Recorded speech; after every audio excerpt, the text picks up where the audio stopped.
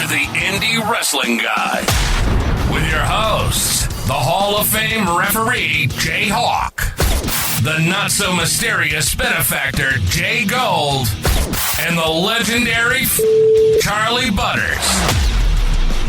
I fucking know he stole that fucking belt. I guarantee that he's going to release a promo saying, oh, look at me, I got the belt, look at me, ooh, I'm going to bring prestige to this belt. He teased me on Twitter about doing something later this week, and then the belt gets taken out of Mikey's bag. Tell me it's not a coincidence. He's not bright enough to pull something like that off, if you ask me. I don't know. Butters thinking is logical here. I want to believe that he had nothing to do with it, but I guess time will tell. If it's not him, then somebody fucking stole the belt, and we're gonna have to fucking get the cops involved because that's an expensive belt. Like, maybe it was former champion Derek Dillinger. You never know. Derek wouldn't do that to us. I mean, Derek would have just demanded a title shot, get back the belt he never lost. He wouldn't go that far. Well, then we have to let this buffoon know that we're on to him then. Yeah, so I mean, come clean, John. Yep. Come clean. Yes, as you better. All right. Well, I guess that clears up that for right now. We'll put a pin in that. Yep. And you're back, and your vacation was good, and we'll cover all that as well down the line. We're glad to have you back. Yes. Wasn't missing, but glad to have me back. Right. How was ETU? I missed you, Butter, with every bullet so far. This is true. You have. Well, as always, it was a good time, and we always thank the boys at ETU for their hospitality. So when we do our review for ETU, we'll talk all about the day and everything that went into it. I don't want to give too much away until we cover our review for that. But it's been a warm week and a long weekend. I went to go see Superman, and we'll talk all about that. Saw it in IMAX and in the fan event, so I can get free crap. So that's fun. But I don't want to give away what anybody's opinion if they're going to see Superman. So yeah, we're going to cover ETU next week. So we're going to hit 3 reviews in 3 weeks. Mm-hmm. I know people kind of been missing the reviews, and they've been getting actually a lot of traction. So we should probably keep doing those. Reminiscent of the old IWTV guide episodes with you and JHawk originally, and me and JHawk, and I know we and everybody. Yeah, I know we love doing these interviews and getting paraded by characters such as Billy Dixon, but I think maybe some more reviews might even make that guy from Burlington happy. I know he does complain a lot. We don't do any reviews. So anyway, you got your reviews tonight. Let's get to our shout outs. Shout outs. Let's give it up for Zach for being the host of Butters for a week and surviving. Let's give a shout out to Bagelmonger for not suffocating JGold at the ETU show. And let's give a shout out to Patty for being the podcast mom we all deserve. We love you, Patty. Thank you so much for everything you do for us. We love you, and we can't wait to see you this Friday at Absolution in Cleveland. Hey, Patty. Hey, Patty. All right. What's on this weekend, boys? Anything good besides AIW? What's on this weekend? Over on the Triller TV Powered by Fight side of things, WXW presents Broken Rules live at noon Eastern, Saturday, July 19th. It'll be Ahura against Elijah Bloom in a dog collar submission match. Stephanie May against Jay Nero in a fight without ropes or disqualifications. Also in the lineup, Axel Titcher against Gogaya. Marius Al-Anai against Bobby Gunn for the European Championship. Planet Gajira versus Norman Harris and Alexander Bellamy for the tag team title, and much, much more. Over on the Independent Wrestling Television Network, it is Scenic City Invitational time. It's Scenic City Invitational 10, Friday and Saturday, July 18th and Saturday, July 19th. The first round matchup on Friday, we got Channing Thomas versus Vinny Massaro. Cody Manhorn versus Colby Carino, Mortar versus Mad Dog Connolly, Casey Owens versus Danny Briggs, Gary J versus Jameson Shook, Hunter Drake versus Bojack, Diego Hill versus Terry Yucky, and Cruel versus Tim Bosby. That's all on Friday and Saturday on the Independent Wrestling Television Network, the Scenic City Invitational 10. Yeah, Scenic City Invitational is always a good time. So if you're not watching AIW for some reason, you should be. Yeah, get the YouTube. Yeah, join the YouTube so that you can watch it and see Priscilla Kelly and Elena Black and Katie Arquette and Jocelyn all go at it. And if you're a bunch of ghouls, there's plenty of ghoul matches on that one too, and all sorts of stuff. And Mikey Montgomery against. Oh yeah, Alec Price, 2 out of 3. 2 out of 3 falls, baby. Yep. Whoa! My 2 favorite things: 2 out of 3 falls, and Mikey versus Alec Price is going to be fucking fire. Can't wait. Yeah, and Vincent Nothing versus Matt Justice. Oh my God, the place may fall apart. I don't even know the rules at the brick. What is it called? I forgot what it's called again. Globe Iron. Globe Iron. I don't know what the rules are there for them to tear the place down, but they may have to set some boundaries for that match. That'll be great. And Derek, did you get the sponsorship money handed off to the right people for that to be an iwguide title match? I did my best. As you know, the answer most of the time.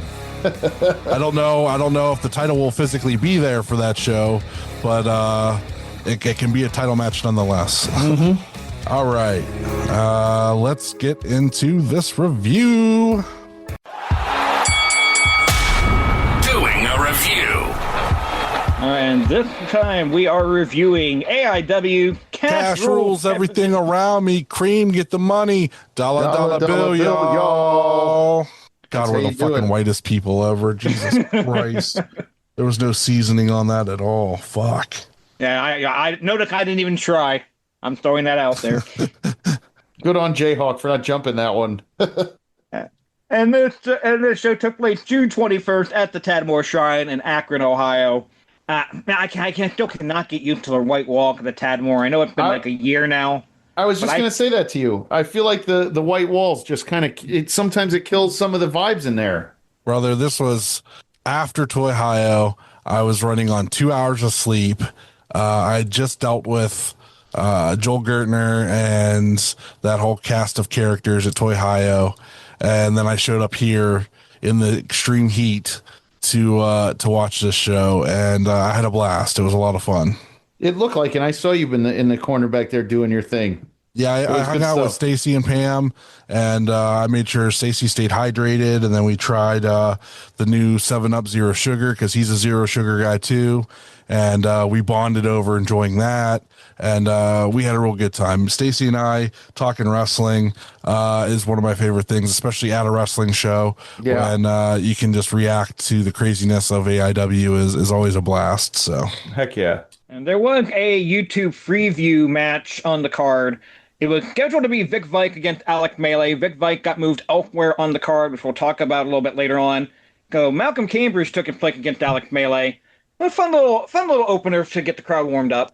I think I missed this one. I think this is the only one that I didn't realize that there was a Freeview, and I apologize to our boys Malcolm Cambridge and Alex Melee. So you're gonna have to fill me in on this one. And they kind of snuck it in. I don't even think they advertised it more than like 24 hours ahead of time like it was. They kind of snuck it in. But it's just a good little back and forth match. Malcolm Cambridge for getting that showed no DQ and asking for break anytime they're in the rope the first five minutes of the match. Mm-hmm. But it ended up getting going. It was Malcolm pitting Alex Melee with a knee following a low blow. But once he figured out with no rule, he took advantage of it. They went about 9 minutes. Yeah, again, just a nice little fun way to get the crowd into it. Yeah, they went pretty hard actually. Like they were going back and forth pretty hard. It was pretty solid. I liked it. Good. Yeah, Wadsworth on commentary talking about how maybe this win gets them a spot on the Absolution main card. So putting stakes behind it. It was fine. The main card starts with tag team action. Dominic Garrini and Matthew Justice taking on Derek Dillinger with Katie Arquette and Vincent Nothing. What a strange bedfellows of a match. Yeah, I was just going to say that. Yes, it was definitely a strange pairing, but I knew that it was going to just be literally everywhere. Like, good Lord. Short-haired Dom. Then Dom cut off his mullet. Dom look good with the short hair. I'm not knocking it. Matt Justice had the summer haircut too, kind of like the Joan of Arc going on. It was a little bit shorter than his normal headbanger hair, so everybody's cleaning up for the summer. Yeah, Justin having the shorter hair did definitely throw me off. I'm not gonna lie. Yeah. And shout out to P. Diddle getting all decked out for the theme of the show. Oh yeah. Pedro ready for downtown Detroit. I'll pay that much. He was. I don't even know how he sat there the entire time in that giant coat. I don't know how he did it, but He took the fur off after the first match. Right. Like he, it looked like it hurt. It was so warm. I was like, "Oh, Pedro, you can't sit there all night like that." Jesus. Yeah, it was a great match. That's exactly AIW for you in a nutshell. All four of those guys represent what it is to be at AIW, and Derek constantly surprises me. I loved the finish with Katie holding the chair up and him doing the Cinemasker elbow to Dom. I mean, you don't normally see that, and I thought that was great. Even though I don't know whose elbow is going to hurt more, is it Derek's elbow or Dom's head? You know, because Derek's the one throwing the blow at the chair. But otherwise, I thought that was a very creative way to get your finisher over. and they actually started this match by enforcing tag for the first couple of minutes. I'm like a no DQ show. That's not going to last. Like I appreciate you. I appreciate you pretending, but we all know that it's not going to That's not going to stay that way. And sure enough, they were in the crowd like 2 minutes after that. It didn't take long at all. I think Justice put Derek upside down in one of the garbage cans that fell over, which was ridiculous.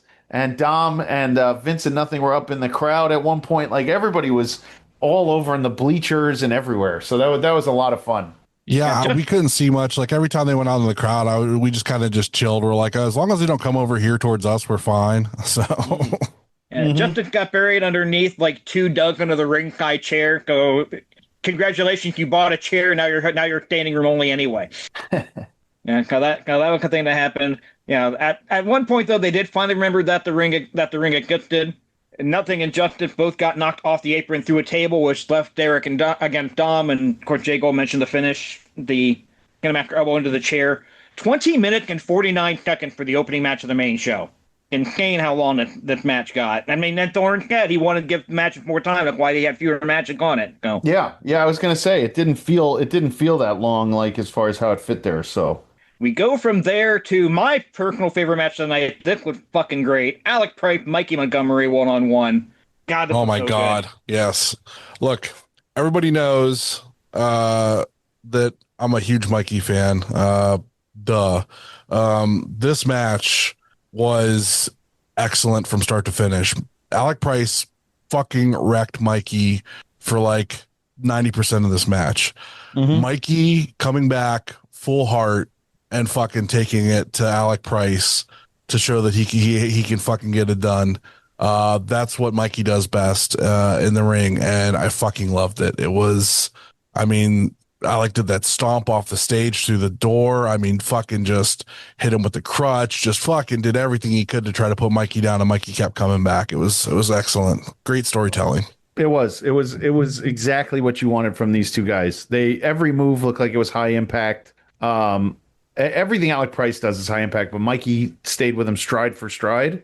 And it was, I mean, you could have put that as the semi-main, or, it would have gotten the crowd going too. So definitely. And like compared to their match they had in January, this was even more brutal, and Mikey actually held his own a little bit better this time. So I was even shocked by that, because I know Mikey backstage was completely blown up after their first match, and Alec was like a normal Saturday night, no issues. But Mikey was like blown up dead, and he wasn't this time. So I'm really surprised at what strides he's made. I don't know what he's been doing, if he's been eating his chicken and rice, not vaping on show days, or what he's doing, but something's working.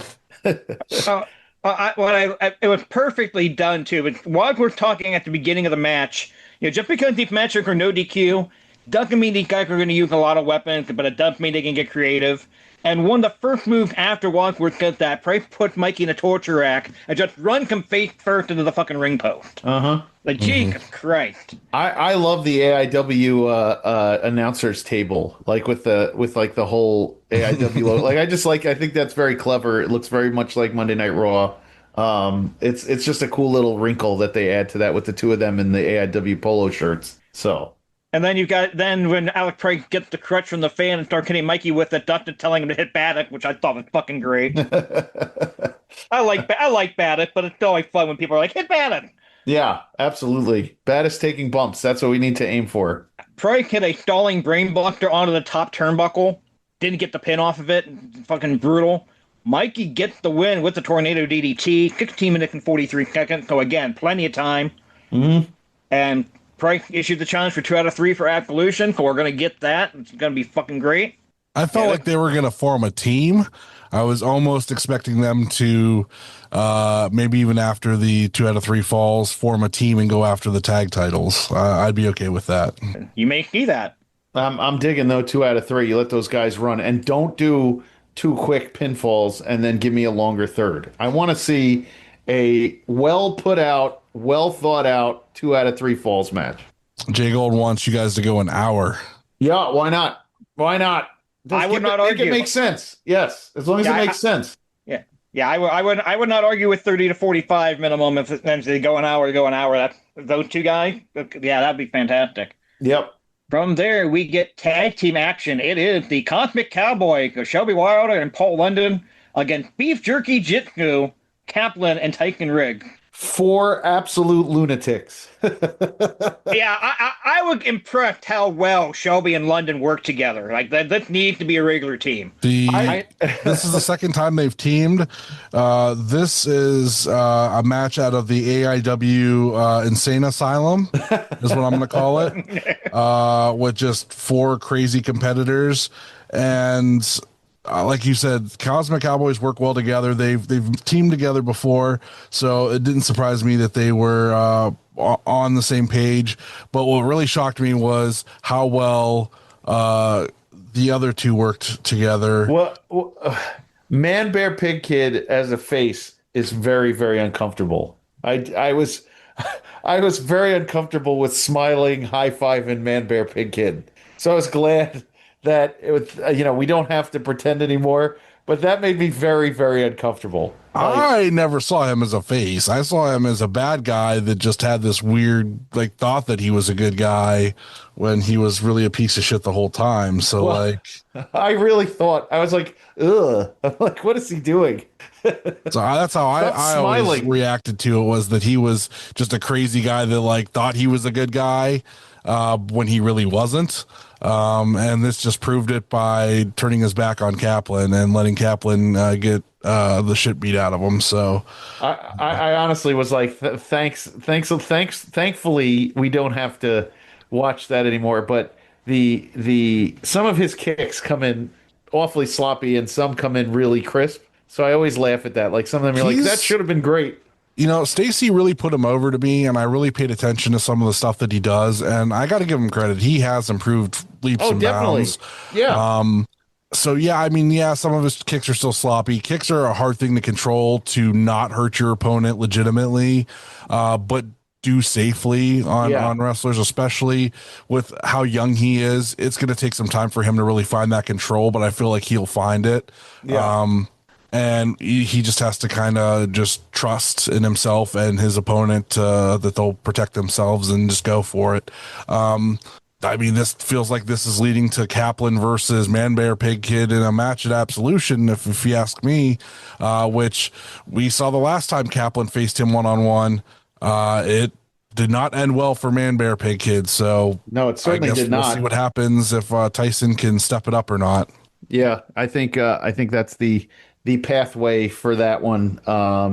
Kaplan, the last time that happened, he literally put a monster. I think he crawled out of the ring. Kaplan beat him up so bad. So who even knows? But maybe it's the season of the Man Bear Pig. You never know. Could always be Al Gore coming out and going, it's I'm totally serial, you guys. Wouldn't that be amazing? a little. John Thorne, during the intermission of the show, was talking about how bad it was that he paid for Kevin Flake, and you think you can pay for fucking Al Gore. Come on. I'm not talking about Al Gore. I'm just talking about leaning into the South Park Man Bear Pig thing. I think I'm one of the only people who keep calling him that, and I love it. I'll never stop calling him that. I told you he was real. I told you. That's right. Anyway. Yeah. But it was the Cosmic Cowboy gained the pin. Shelby with a twisting splash to Kaplan. after Rick turned on Kaplan.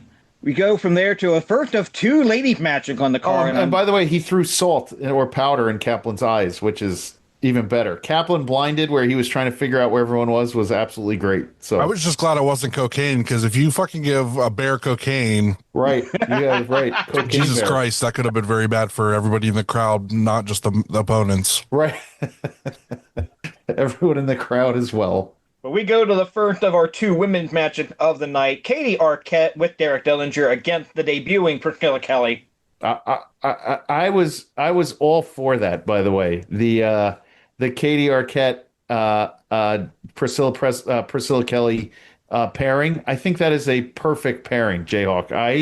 I love first of all, Priscilla Kelly seemed to be having a blast, and Katie is really starting to come into her own as far as a singles competitor. So I'm all for it. You want to give me more of that? Give me more of that. I liked how Priscilla Kelly plays to the crowd. I liked how she came out and didn't seem like she was above any of it. I like how she just kept going, just doing her thing. And her and Katie and her had some really good chemistry. I enjoyed the match immensely. I like the match a lot too, and I will say this, and I don't have any inside knowledge of this, so don't take what I'm saying as gospel. But a lot of times when you see those talent coming into the indie fresh out of WWE, they feel almost liberated that they don't have to follow that WWE machine anymore. And I don't know if that's what Priscilla Kelly was thinking, but that's how it came across to me. It's like, I can be myself. I don't have to follow this formula. I can just go out there and have some fun. Yeah. And I think that came across in whether that's cake or not, it came across in this match. Like, she was out there having fun. Yes, and it looked like she was having fun, by the way. And I think the more they do there, you can set up a bunch of stuff. Even if Priscilla Kelly, I think she's with that dude over in TNA. You could do that with Derek and Katie. There's all sorts of things you can do eventually, but having a more robust women's division in AIW is a great idea. Even if you have to pay for flights for her, it's still a great idea to have a more robust women's division. And they're playing, and they build into Dom against Derek with this as well, but Dom comes out to finally even the odds because Derek interfered one too many times. So multiple stories being furthered in one shot here, which is always nice. Priscilla Kelly getting the win with the plunge. It's the first match to go under 10 minutes on the night, by the way. 9:29 for this one. That's long for a women's indie match too. I give them credit because not they don't always let women go that long. Butters, any thoughts? You've been kind of quiet on this one. I really like Priscilla Kelly. I thought this match was good, like you said. Like they went back and forth with it. Derek did his interference. Dom came out. It was, I thought it was leading us in one direction, and then we'll see later in the night that it was heading towards another direction. And it really, the second time Priscilla came out, really changed my opinion of her on the night and as a whole going into Absolution. Okay, we went into intermission after this one, and it was a much longer than normal intermission because the line for Elena Black and Priscilla Kelly was going out the door for their meet and greet. To the point, to the point that they actually had to have Pedro go on to the PA and be like, "Hey, they're going to sign after the show. Get back to your seat. We can actually get the show done." Yeah. We come back from intermission. Cam Holloway was scheduled to be in the four-way match. He suffered an injury shortly before the card. So Vic Vice takes his place against Slim J, Austin James, and Kid Kash. Vic Vice without the dreads, without the long hair. It takes a little getting used to. He told me he was going to cut him off and that his trading card was going to be different. He was going to have to get another trading card right away. So I told him I didn't believe him, and then he went and did that. So you could be with me in Wave 3, Vic Vice. He cannot be with you in Wave 3. You cannot be with me in Wave 3. No, you have to wait till Wave 4 or 5. Yeah, can you imagine being Vic Vice, though? You don't even know you're going to be on the card until about 24 hours beforehand. You think you're going to be in the pre-show match, and all of a sudden you're in a team match with Slim J and Kid Kash. I know. Kid Kash did some good stuff in the match. Slim J is still awesome. And then they love that kid, Slugger. They just love the Slugger. Love him. Yeah, I guess so. They put him in there against all sorts of guys. Like they just they just love him. I like Austin as a person. I think he's a good wrestler. Yeah. I mean, he eats a lot of W's. Like he gets a ton of W's for some reason. So He does. It's really surprising. It's Yep. if you told me that, gave me those four guys and said, who do you think's going to win? I would not put my money on him, but maybe I should, Maybe you should start. Start. Yeah. Yep. Yeah, chair. Have to talk to my buddy Mike about making some bets. Maybe we'll start doing some, get a betting pool going or something. iwguide brought to you by DraftKings. That's right. That's right. Never heard anyone before. Yeah, Lotka chair reviews, including Kid Kash grabbing one of the venue chairs. Either he didn't know not to use them or didn't care, but he's not coming back anytime soon. Whatever the case might be. But it was Austin James pitting Vic Vike with the moonshot in 9/11. We did get a stare down with Kid Kash and Austin James after the match, so maybe they do something down the line with those guys. Uh-huh. I don't know. I don't know if Kid Kash is coming back after what Thorne the pay-per-view after that. Who knows? But he that was a good match. He shook everyone's hands on his way out. Who knows? From there, we have our second women's match of the evening. Jocelyn Navarro taking on Elena Black. The story really comes after the match, but we'll talk about the match itself first here. As far as the action goes here, when you see a show full of no DQ matches, this feels tame in comparison. They didn't go to the weapons. No. Didn't really do full advantage of the no DQ rule. They had a match. It got actually a nice change of pace, especially at the point of the card. It was a very good match. I agree. Jocelyn's my girl. I love her. I think she can wrestle anybody. Elena Black, I don't remember enough about her on the indies, to say there's something different or what she's doing out there. So I think Jocelyn Jocelyn's great, and you can put her against anybody. Another one, you can put Jocelyn against anybody in the women's division. So good match, really good change of pace, really good to kind of like get away from like the chaos of everything else. So full marks on that one. Butters, thoughts on the match itself? The ending chaos is what got me. Priscilla Kelly, like, doing the suck it chant, like getting things going. She fucking really just sold, like, she was into it. She was into what they were building for it. And I was like, all right. I see where you're at. When was the last time they had a 4-way women's match, AIW Scramble style on Absolution? So, I mean, you can't go wrong with what they were building there, with the pull-aparts, with Derek getting chased out by Dom, setting something up. Everyone is fighting. I mean, definitely I agree with you with Priscilla Kelly just getting into it. Like, I thought it was a lot of fun, and I think the people were eating it up, too. Well, when was the last time you had 4 women on a card that wasn't a girls' night out back in the day? That's what I'm saying. It's amazing to have 2 women's matches of high quality, on lately. It's just hard. It's hard to get them, and they have 4 right now that are really working. So yeah, but after Elena Black gets the win in about 9 minutes. Priscilla Kelly comes out to attack Black. Jocelyn starts helping her. Katie Arquette comes out to even the odds. Mm-hmm. Everybody fighting everybody. The locker room empty to separate everybody. The crowd chanting, "Let them fight! Let them fight!" They do about 3 or 4 different spots where somebody break away from the pile to go after somebody else. Yeah, and they make the 4-way match for Absolution official in the aftermath of all this. This was really good stuff.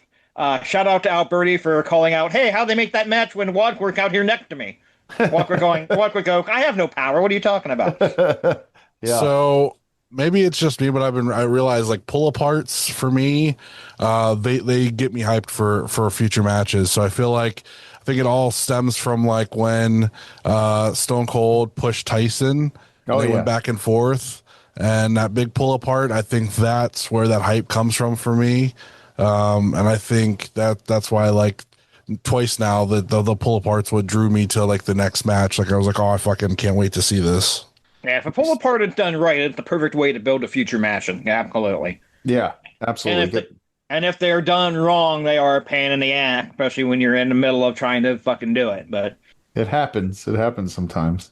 Then we go to the main event. It is Fans Bring the Weapons.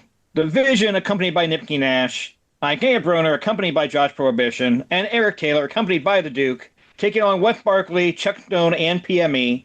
And for Fans Bring the Weapons, there really were not a lot of unique or weird weapons used in this one. It's really more just like a standard hardcore match, which is fine. I've got some thoughts about the match itself, especially the pacing of it.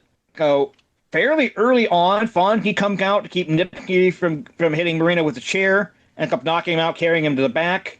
Then we get Matthew Justin convinced nothing, both running in to cut up their deal for Amp Collusion. So I like that we're building several different stories over the course of it. Yeah. But all of that came like the first 8 minutes of the match. This thing goes another 20 goddamn minutes. Listen. This match peaked 8 minutes in with the fucking run-in. And they go another 20 goddamn minutes. And I'm not faulting the guy and the match itself. They worked hard. They did some good shit. There were some unique spots. Duke at one point gets handcuffed to the middle rope. Yeah. And he just sits there like, oh, I'm handcuffed her up. Oh, no big deal. They could great skate. And he's just kind of leaning back in the turnbuckle. My knee going business for a while. Yeah. I don't disagree. The end, that's kind of the issue at the end of AIW shows is the main events are sometimes tough sledding, Slop. Yeah. Sometimes. Yeah. Like I have no issue. The match went 29:04 by my watch. I have no issue with this match going 29:04. You got eight guys doing a bunch of shit. Yeah. Those run-ins needed to be later in the match to have more impact. Because I forgot they fucking happened until I looked at my notes. They were so early in the goddamn match. Yeah, you're right. You're definitely right about that part. Yep. And that's my biggest gripe with it. If you're 20 minutes in and these run-ins happen, and they go another 5, 6, 7 minutes or whatever, fine. But I felt like they were getting ready to go home, and then the match kept going and kept going and kept going. Mm-hmm. Yep. But again, there was some really good shit there. Trey doing the froggy bow on the Marino through the fucking guardrail. Oh my God, was that where Cool Ass Andy lost part of his finger? Yes. Is that what they? Oh yes. My God, did he really lose part of his finger? We saw Cool Ass Andy at Enjoy. He was there. He has stitches in his finger. Yeah. Oh boy. Yeah. His finger's still there. His own word. It's still there. It exploded like a grape. Oh, gross. Yeah, they had Patty and Jeremy had to tell him to go to the hospital and get stitches because he was just bleeding everywhere. Oh my God.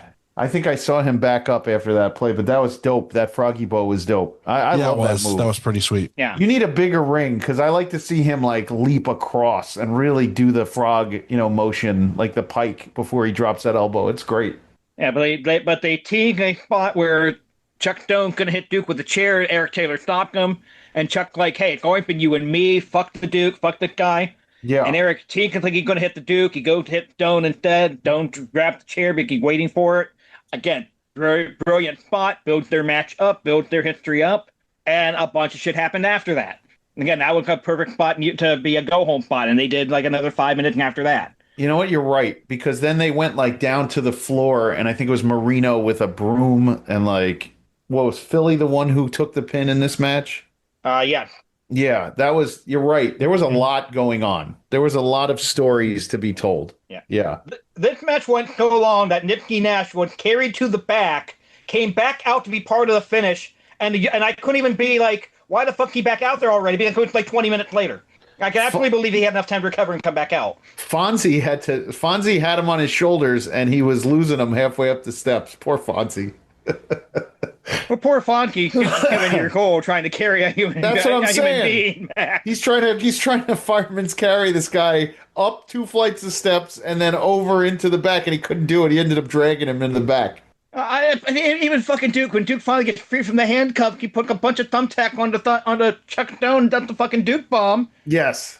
Like Duke's doing crazy shit in this match. Like I've got no issue with the effort anybody put in. Right. It's the painting of where shit happened. If I would have been agent in this match, I would not have structured the match this way. You're right. I agree with you on this one. Yes. And it wasn't bad or anything. It was just a wonky pacing, and it was just weird. Yeah.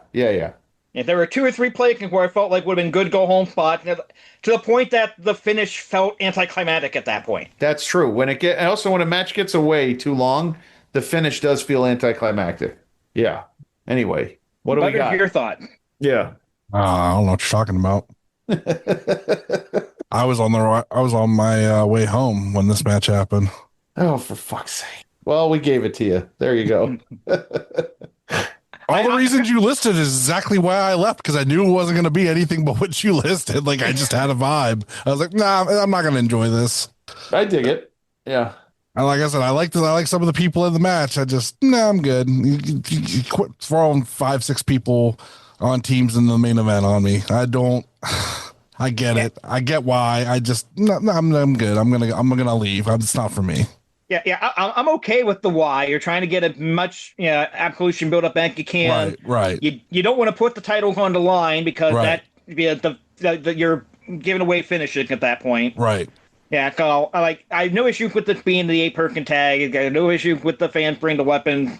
Like I would have liked to have seen some more unique weapons in there. To me, it's just I'm not going to see a decisive finish that I'm going to be happy with until Absolution. So why waste whatever we're going to do here? Like I get why, I know why they're doing it, but for me, I'm good. I will know that the match happened. I will understand that you guys explained exactly, the deal, and I'm like, yeah, that's what I kind of expected was going to happen. Okay, let's keep going on to Absolution. So I mean, yeah, and I will say as a whole, the show got me hyped for Absolution. Like they're clear direction going into it. I mean, even if you didn't know what the card was going to be, you would basically know by watching the show. So yeah, Absolution's tomorrow, so check it out. It's going to be sweet. Yeah, mission accomplished for what the show was designed to do. Absolutely perfectly done in that aspect of it. And I feel like I'm going to take a lot of heat for some of the things I said about the main event, and I really like that. I'm glad you did it, not me this time, so I better not get any messages. Dom, you could absolutely message JHawk on Discord and yell at him about his thoughts. I didn't say it this time. Don't yell at me. I think it's very good criticism. I didn't think it was petty or nothing, JHawk. I'm with you. I agreed with you the whole way. I think there are certain things you need to have accomplished. That's all. So anyway, what do we got? What's the final reviews? I'm going 4 out of 5 table breaks. I think, like I said, there was some stuff that just was whatever, but overall, I really enjoyed the card. For somebody who had only been on 2 hours of sleep and had been up since 7 o'clock in the morning, I didn't feel tired at any point or like I wasted my time. I dipped out when I felt like it was time for me to dip out right towards the main event. And I felt like I got my money's worth for the show that was put on. I mean, everybody did excellent. AIW is always a good time. And I bought an actual seat, not a GA ticket, for Absolution, so I will have an actual seat at ringside, not a ringside seat, but I'll be like 3 rows back or 2 rows back or something, sitting with Stacy and Pam. So I will be there for Absolution. I will have a seat. I spent the extra money on a seat this time instead of just GA. So you'll only need the edge. That's right. They're gonna sell me a whole seat. I'm only gonna need the edge. That's right. JHawk. Yeah, I did like the show as a whole. I'm going to give it 4 break of garbage juice out of 5. I am with you on that. I like the show a lot. I'm going to give it 4 1/4. Priscilla Kelly gimmicked tampon spots out of 5. I was going to say booty jiggles, but all right. The booty jiggles work too. It is very mesmerizing. It is mesmerizing. I may actually have to do a photo of Priscilla Kelly on Friday, so... I don't think that's a bad idea. No, I mean, I'm already going to meet my goddess, Tony Storm. I mean, I already met her. So why not meet Priscilla Kelly as well? You got to. Hell yeah. You got to have number 1, number 2 kind of situation there, Yeah, definitely. Sorry, Maki Ito. You've been divorced and retired. All right. Plugs. Let's go. I want to say something with that Makito line, but I don't want to piss the wife off. So. Anyway. Find me on Twitter, Twitch, TikTok, and Blue Sky at JHawk, Instagram at JHawk1539. This Saturday, July 19th, I will be with Real Action Pro Wrestling at the Ohio Urban Renaissance Center in Youngstown, Ohio for RAPW Rap. In the main event, Dior Castro will defend the RAPW Championship against Sean Resnick. Come check that show out if you're in the area. Don't do that. Come to Niles, Ohio, Wrestling Under the Stars. See us at the Monsters in the Toy Box booth with all the cool action figures that you could possibly want. And then get your autograph with, Arn Anderson, Brock Anderson, Matt Riddle, Kane, Scott Steiner, Isla Dawn. All the big names are going to be there. Even Zay Garcia is going to be on the card. So come check us out. Going to be a way better time than hanging out in JHawk's garage. What the fuck is with the JHawk garage bullshit every time? I know that you want my sloppy seconds, but you cannot have my sloppy seconds. She will be moving on and dating somebody else, not you. Okay, just you don't. It'd be like throwing a hot dog down the hallway after I've been with her. Okay. Oh my God. Move on. If you really Gross. think Makito doesn't want the upgrade, I don't know what's wrong with you. Oh. Yucky. Oh boy. JGold with the word of the night. Yucky. Shit. Well, you can find me on Twitter, on Instagram, JGold12. Rate, review, and subscribe wherever you listen to us. Our Twitter handle, iwguide1, our Blue Sky iwguide, and patreon.com/iwguide. Don't forget about the merch store over Brainbuster Tees. All the new designs. Check them out. Gorilla Press Apparel. Hey, Will. Podcast friends, we are part of the Main Event Wrestling Network, the Wrestling Junkies on the Mark Wrestling Podcast, and my show, the NXT Night Shift, 10:15 live on Tuesday nights. Call in and talk your shit. At Odds with Wrestling, the card is going to change the Superfantastic Podcast and Marks with Mikes. Our other friends, Monsters in the Toy Box, Toy Hio, Rubber City Toys, Neo Pro Wrestling, OKCR Creations, Stash Pages, and Pally's Beef Jerky by our very own Kaplan. That's all I got. Life's short. Watch more indie wrestling. See you next week. See ya. Don't forget to review and subscribe wherever you listen to us.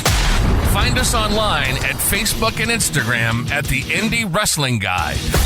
And on X or Twitter at iwguide1.